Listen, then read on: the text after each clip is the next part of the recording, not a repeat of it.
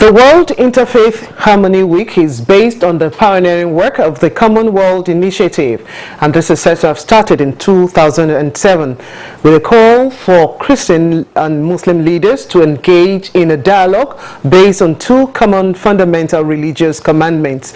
This is the love of God and also love for your neighbor.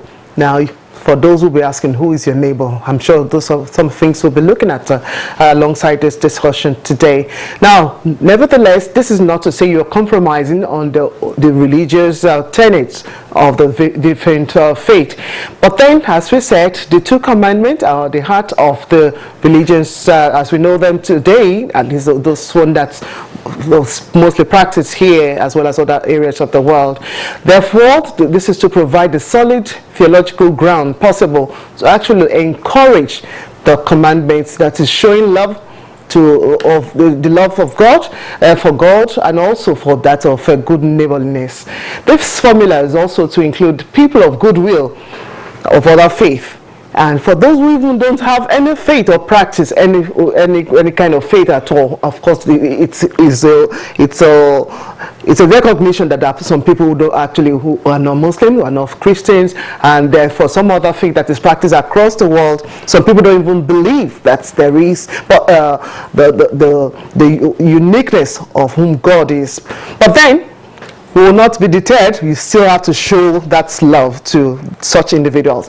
Now, when all interfaith groups meet, how can we make them give that goodwill that they practice or that they preach in form of practice?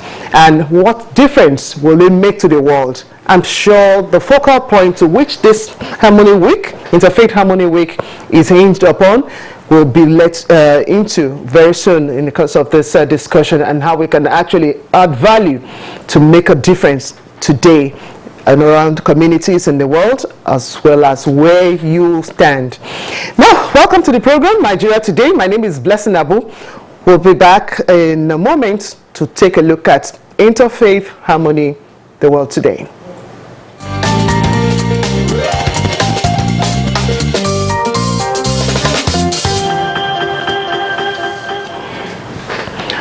Joining me to discuss Interfaith Harmony, I'd like to welcome a familiar face on the program, but not just this program. He has his own program too on television, and his interest is on this very topic for over the years as we've known him. I'd like to welcome Imam Fuad Adeyemi. Is a National Chief Imam Al-Bibiya Islamic Society and also initiator Abrahamic Mission on NTA. Welcome to the program. Thank you so much. You are welcome. Yes, I know, like I said, you're passionate about interfaith harmony, so I'm sure this is one area that you love to express yourself. I inherited it from my parents.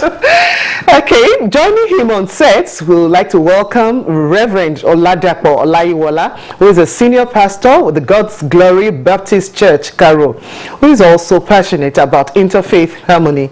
We're optimistic that both of you will be doing justice to this topic, and welcome to the program, Reverend Olayiwola. It's a pleasure. You are welcome.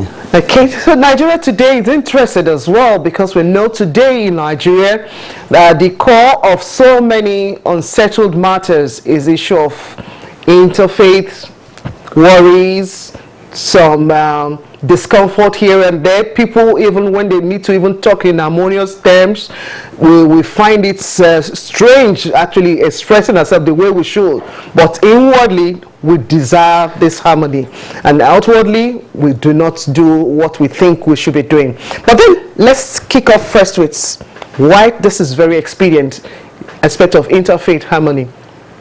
Imam Adeyemi. Thank you so much, and I want to appreciate NTA for this.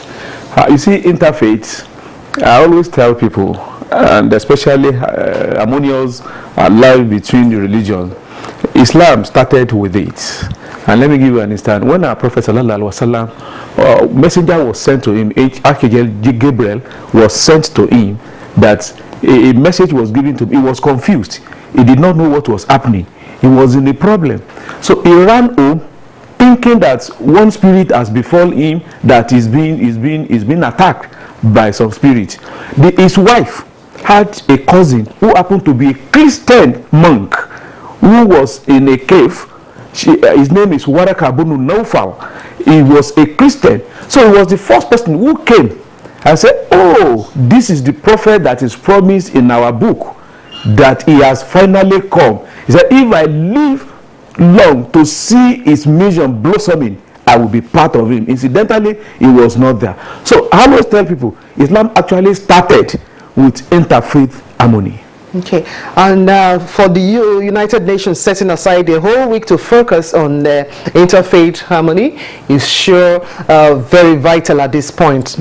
Reverend Olaiwola, can you shed light on this, while this whole week to focus on interfaith harmony is expedient at this time? Yeah, it's so much important that people live in harmony, religious people live in peace, because if there will be religious progress, there must be peace.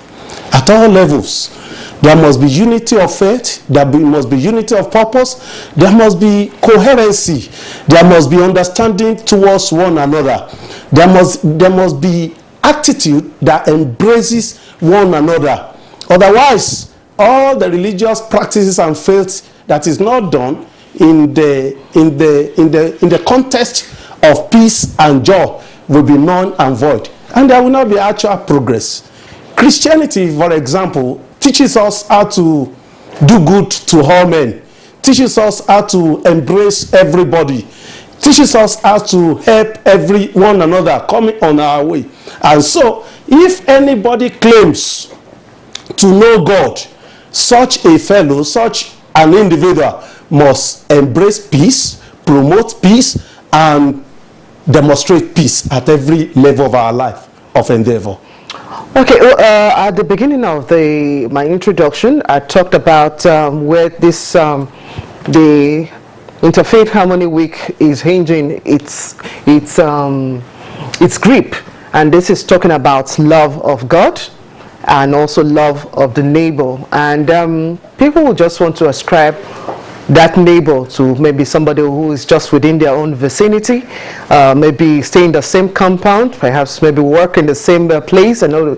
Is that way, or should that just be who the neighbor or neighborliness should involve? Thank you once again.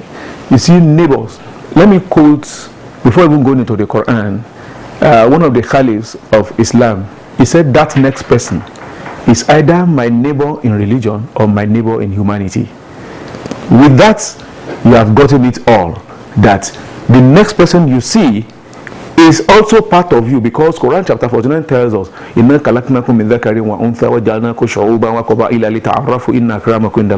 Allah says He has created you from male and female.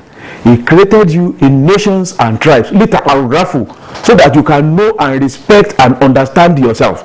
It's not to be acrimonious towards each other. It's not to be enemy towards each other. It's a little arafu, so that you can know and you understand the way others live. Because if we are to be created, all of us speak the same language, we practice the same religion, the life will have been monotonous. We will not even enjoy it, because nobody will even know what to say, because all of us were doing the same thing at the same time. You discover that you will not even like it as human beings. So Allah, God who has created us, He knew that we will need this. If one person is now thinking that everybody must be his own, that person is working against God. Because if you are to be the intention of God, God even mentioned in the Quran that if He had wished, He would have made all of us to practice and worship the same thing, but it's not His wish. So if one man now decides that everybody must be the same, and if you are not the same, the next thing is killing or destruction. That one is actually working against God. And secondly, I say the essence, that the best among you is somebody who is conscious of God, who is more considerate to others in respecting God. He said that is the essence why he has created us, so that we'll be able to know ourselves, we'll be able to relate the more, you'll be able to see some other food, some other people are eating that you don't have in your own. So when you bring it together, at the end of the day, you now know, oh, God is wonderful. He is the one who has created this. Okay, I know over the years, at least the 4 times became, well, even though we say it's an enlightened society today, even back then there were the semblance of enlightenment through the different forms of learning, and people actually could go from one home to the other. Well, I remember growing up, you hardly knew who was a Muslim or who was a Christian, because you attend the same schools when it is Muslim festivals of Ramadan or Eid al-Fitr or Eid al-Kabir. Children will just go en masse, moving from one house to the other, because they know that, okay, there will be merriments, there are people who will just give them some money here and there to just at least for paying homage. And likewise, when it was Christmas time or Easter period, I remember parents will make meals and you give to all your neighbors. And then the fear of, okay, this person is going to poison my child or whatever, it's not there. But today we see an increased suspicion in technology, in society, that is saying that is more enlightened than it used to be years back. What could have accounted for this mistrust? And also the palpable fear that now makes you to think the next Muslim or the next Christian is your enemy. Reverend Olaiwola. Yes, thank you very much. The major factor is misinterpretation of what Christianity and Islam is all about. The actual concept, the tenet of the two religions. And this as a result of half-informed education, diluted in cultural practices and some other factors. The actual interpretation and meaning of neighborliness is the impact you make with your fellow individual around you. An individual that you can touch, that you can raise up from his falling, that you can remove his pain, that you can put laughter into his or her face. So now, if we remove that, whichever practice of religion anybody claims to do, it is null and void. Because God, who has given us this religion, gave us so that we could be help to one another. We could be blessings to one another, irrespective of tribe, irrespective of culture, irrespective of religion. And so, if we practice the religion as it is given unto us, we will reduce, if we don't abolish completely suspicion, we will reduce the attitude killing we have all around us. An effort must be made. And that is why we have a whole week celebrating a topic like this, so that there should be details of teaching about the essence of the two religions, the two major religions all over the world. And everybody should be able to embrace one another, demonstrate love towards one another, care for one another at every aspect of our life. And when we do this, the suspicion we are talking about today will be completely removed. And there will be absolute peace in every aspect of our endeavor. I like quickly, Imam Adeyemi, you want to say something? Yes. I think one of the things where we're having challenge is that everybody has seen religious as competition.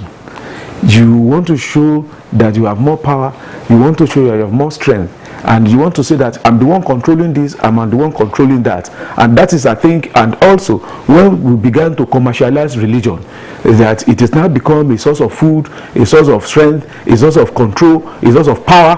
It is then we began to have all these kind of things that is now putting us into challenges. I remember, like you mentioned, when we are young, up to today, as old as I am, there is a place we call Galilee in my town. We used to follow our Christian brothers that time. They would say that's where we want to go and meet Jesus. Whenever I'm passing, even as a day before yesterday, I passed through the place, I was checking whether Jesus would have been there. Because that's the impression they gave us. They said we would meet Jesus during Easter at Galilee in my town. To God who made me, each time I pass through that place, I used to see whether I be the one to see Jesus before any other person. But at what level did we get to this thing? It is when we began to see ourselves as competitors, not complements. We complemented each other, and that is why we're having these kind of challenges. Okay, we'll take a break now. When we get back, Where we need to de-emphasize, we'll be taking a look at that. You've talked about the issue of competition instead of complementing one another. Reverend Olaiwola talked about the need for more detailed information, not half-informed, and also not having the ugly kind of information that is not out there. So what we need to do differently to actually work on the international model to actually have interfaith harmony in the country and also the world. We'll be taking a look at when we get back. You're watching Nigeria Today. Please stay with us.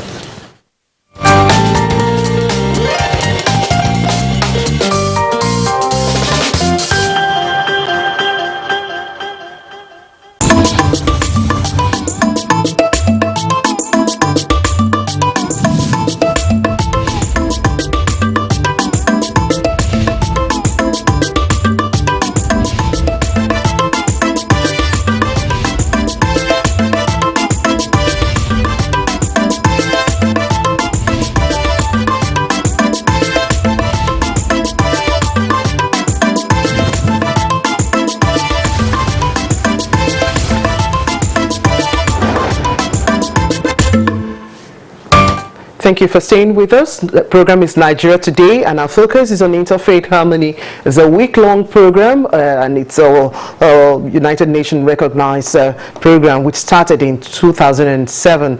And for us to have interfaith harmony, where are we getting it wrong? Of course, the gentlemen in the studio have already started talking about some of the points that they've seen, and they are raising critical among them issue of why are we in a competitive state over which religion is the best, which is not.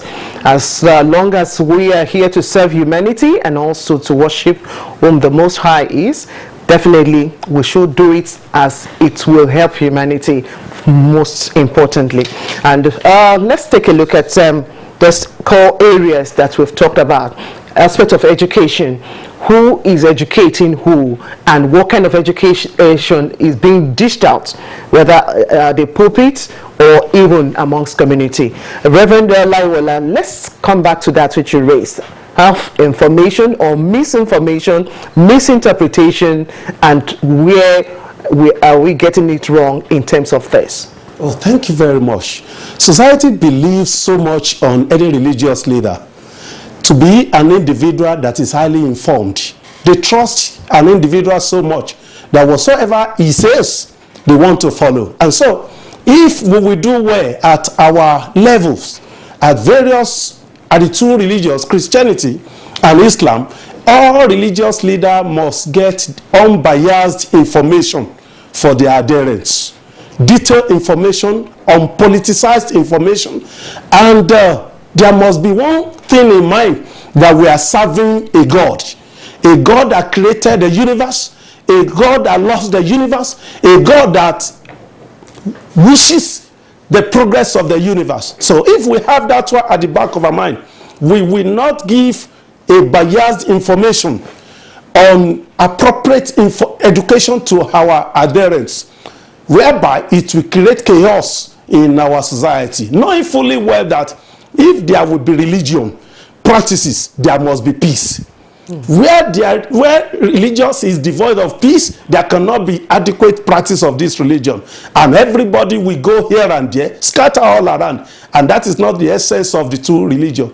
And every religious educators must be detailed, must be full, must know what he or she is dishing out to the adherent, and by so doing, we will have a community of peace. We will have a community of joy. We will have a nation that is moving forward in politics, in economics, in culture, and social life. We are social beings that we cannot do but embrace with one another wherever we find ourselves. Okay, Imam Adeyemi, taking the next cue from where Reverend Olaiwola stopped, the importance of the religious leader, it's key as we embrace social values, as we've talked about.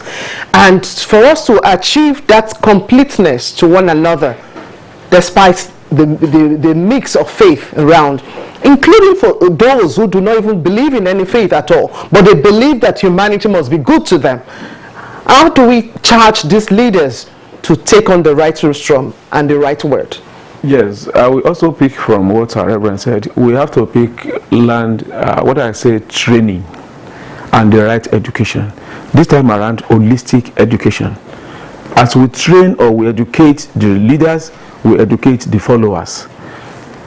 Most leaders of religion, or most hawkers, let me use that word, of religion now, they are people who are actually not that they are caught for this job, but because they see there is power, there is wealth, there is money in this, everybody want that influence. Everybody wants that influence. So because of that, they actually don't have the knowledge of this religion, but they are actually being there because of what they are looking for. Because of that, we need proper training. And that is why I have to appreciate the Nigerian Television Authority in this regard. With the commencement of Abrahamic Mission on NTA, it has really made a lot of differences. For example, let me quote one man. I won't say where he wrote. He said, I'm writing this. He said, initially, he said, I'm a medical doctor.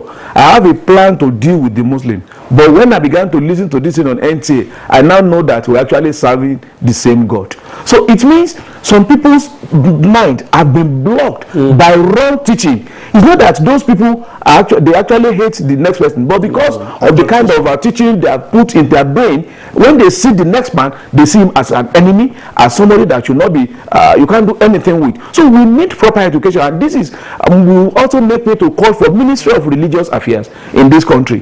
The most important thing that we all cherish in this country is religion. We have 3 or 4 types of religion. We have the Muslim, the Christian, the traditional, and those who miss the 3. There are some that they are actually missing the 3. There are some they miss 2, but many. So we need to have Ministry of Religious Affairs in a way that it will now harmonize this. If we can have sports that digital only youth are doing, or some, what about religion that almost, let's say 70 to 80% of the Nigerian population are involved in, and we abandon it, thinking that we leave it in the hand of charlatans, those who just want to do things and make money and make food and go. We should not play with these religious things, because it is the life of every Nigerian. If you want everybody to change anything, just start from his religious belief. Before you know it, even the most intelligent professor, you will see him talking like somebody who has been inflicted by a particular angel, a particular spirit. So it means we should not play with it. We need this education. And besides, when we have this right education, we also need to let other people know that the essence of religion is for you to be able to see God, and you cannot see God if you are doing bad to your fellow human being. The picture of God, Quran says, that we have created you with the best of all the creation. For you to see God, you have to honor the next person. When you honor the next person, let me tell you, give me the bridge of one woman who is a terrible woman. We don't have time to. Okay, let me stop with that. Okay, because really we must go now. But just maybe some 10 seconds for Reverend Olaiwola to just chip in. It is critical at this point, knowing what is going on in the country and the tension already, even on the occasion of some other kind of comments from people saying this about some other means. But we desire peace, and how do we achieve that? Yes, I want to employ all our religious leaders, as well as the adherents, that we should embrace peace in our various localities. It's a must, it's a must, it's a must.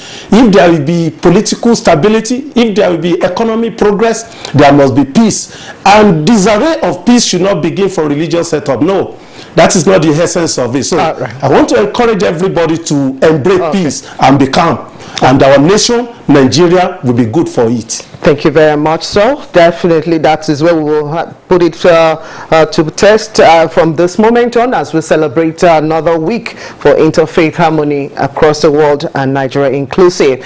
Let's appreciate Imam Fuad Adeyemi, National Chief Imam of Al-Bibiya Islamic Society, and also initiator Abrahamic Mission on NTA. And I'm sure you should actually watch that. So I watch from time to time, and I really feel good knowing that people know that we can actually coexist despite all the differences in faith. All right, so also appreciation to Reverend Oladapo Olaiwola, Senior Pastor, God's Glory Baptist Church, Cairo. We thank you so much for your insight as well on the program. Thank you. We also appreciate you for joining the conversation. Nigeria Today. Nigeria Today is live every weekday on the NTA News 24 at 7:30 in the evening. You can watch this edition as well as other edition of the program on www.youtube.com/NTA News 24 Hub. My name is Blessing Abu. Enjoy the rest of the day.